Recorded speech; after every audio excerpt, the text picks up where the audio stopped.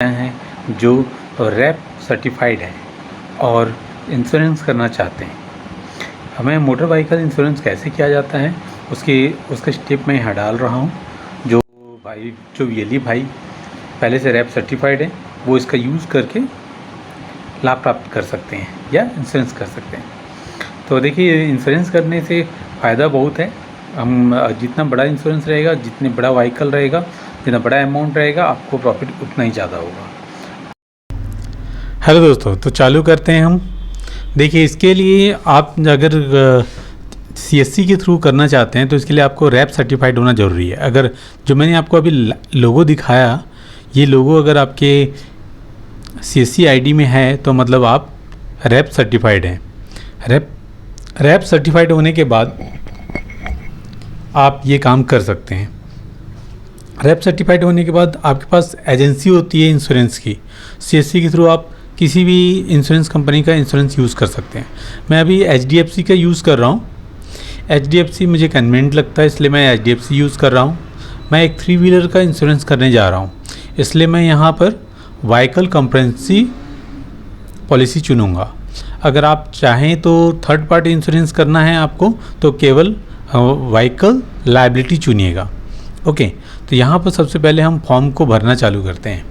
इस फॉर्म भरने के सिचुएशन में कुछ जगह ऐसे आते हैं जहाँ पर अपने को समझ में नहीं आता, तो उस जगह आप मुझसे कमेंट में पूछ सकते हैं उस जगह के बारे में। तो इसके लिए सबसे पहले आपको तैयार रखना पड़ेगा पुराना इंश्योरेंस पेपर अगर हो तो, और गाड़ी का रजिस्ट्रेशन का पेपर, क्योंकि गाड़ी के रजिस्ट्रेशन के पेपर में ही हमको सारा इन्फॉर्मेशन मिलता है। तो इंश्योरेंस करने से पहले आप लोग इसे कलेक्ट कर लीजिए ताकि आगे कोई परेशानी ना हो। हाँ, तो इसके आगे चलें तो सबसे पहले आप गाड़ी का मैन्युफैक्चरिंग का डेट डाल दीजिए, मैन्युफैक्चरिंग का सिटी डाल दीजिए। सिटी का सिर्फ 4 कट्टे डालना है, ऑटोमेटिकली सिटी का डेटा अपलोड हो जाएगा यहाँ पर। आपको फिर गाड़ी के डिटेल, बाकी डिटेल डालने हैं। सारी डिटेल आपको रजिस्ट्रेशन के पेपर में मिल जाएगा, टेंशन लेने वाली कोई बात नहीं है यहाँ पर।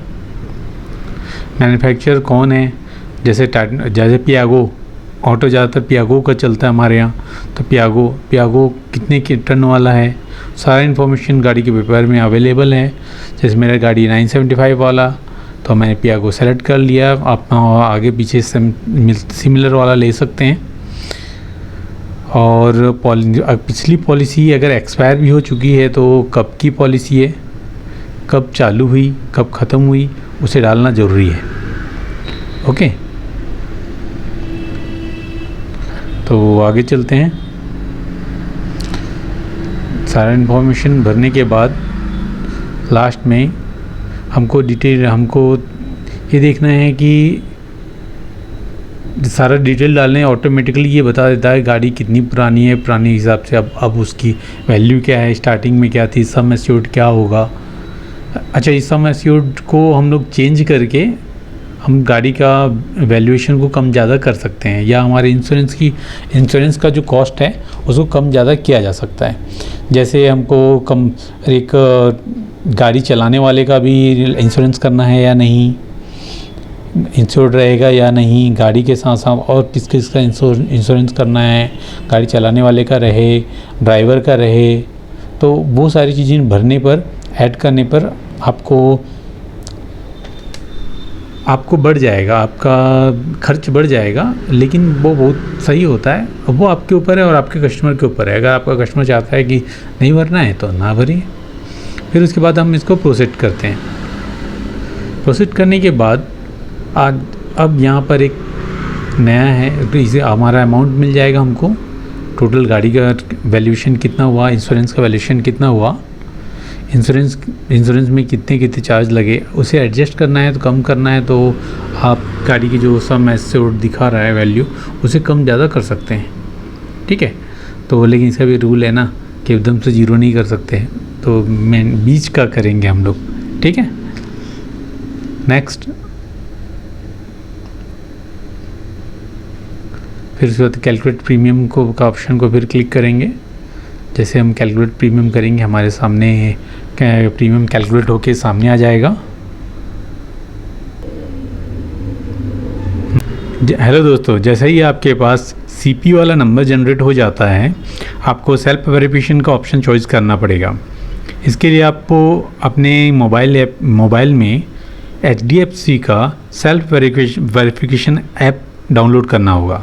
उसका लिंक मैं डिस्क्रिप्शन में दे दूंगा, आप उससे आप सेल्फ वेरिफिकेशन कर सकते हैं। जैसे ही सेल्फ वेरिफिकेशन का ऑप्शन ऑन होता है, आपके सामने सेल्फ वेरिफिकेशन का ऑप्शन ऑन होता है, उसमें एक नंबर पूछा जाएगा। वो सीपी वाला नंबर होगा, उस नंबर सीपी से स्टार्ट होगा, उस नंबर को आपको डालना है। जैसे ही आप सीपी वाले नंबर को डालेंगे तो आपके सामने स्क्रीन पे फ़ोटो खींचने के लिए ऑप्शन आएगा, आपको पूरा बताएगा वो कैसे कैसे फ़ोटो खींचना है। ओके, मैंने ऑलरेडी डाल दिया था, इसलिए मेरा वाला डिस्क्रिप्शन में ऑलरेडी दिखा रहा है आपको। अब उसके आगे देखिए, इस तरीके से फ़ोटोज़ कौन कौन से फ़ोटो खींचने हैं, किस तरीके से खींचने, सभी में क्लिक करते हुए खींचते जाना है। सेल्फ वेरिफिकेशन करने के बाद दोस्तों आपके पास एक और नया लिंक जनरेट होगा। इस लिंक के ऊपर क्लिक करेंगे तो आपका भरा हुआ फॉर्म फिर से चालू हो जाएगा। और लेकिन सेल्फ वेरिफिकेशन करने के बाद 1 घंटे का समय लगता है इसे अप्रूव होने के लिए। ओके, तो पहले आप चेक कर लीजिए अपने फॉर्म को कि फॉर्म में कुछ गलती तो नहीं है। अगर कोई गलती है तो आप सुधार सकते हैं। उसके बाद आपको पेमेंट जो है आपको CSC वॉलेट के थ्रू करना है। CSC वॉलेट के थ्रू करना है तो पहले CSC वॉलेट को आप रिचार्ज करके रखिए, उसके बाद आप पेमेंट कर सकते हैं। ओके,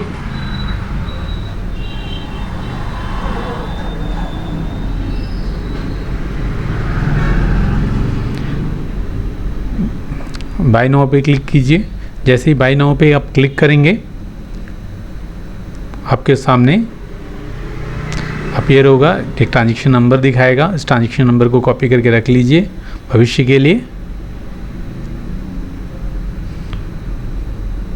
उसके बाद आपके सामने अपीयर होगा ट्रांजैक्शन का CSC ट्रांजैक्शन। आप ID और पासवर्ड डालिए और जैसे वैलिडेट करेंगे आपको वॉलेट का नंबर मांगेगा, वॉलेट का पिन मांगेगा, वॉलेट का पिन डालिए। वॉलेट का पिन डालते ही पेमेंट आपके अकाउंट से कटना चालू हो जाएगा।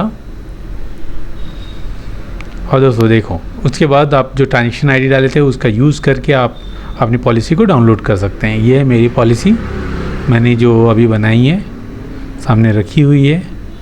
तो अगर ये वीडियो पसंद आए तो लाइक और शेयर कीजिएगा। और CSC ID कैसे बनानी है इसके लिए आप मेरी दूसरी वीडियो देखते रहें। लाइक और सब्सक्राइब कीजिए मेरे वीडियो को, आपके लिए मैं अब वीडियो लाता रहूँगा। ओके, धन्यवाद दोस्तों।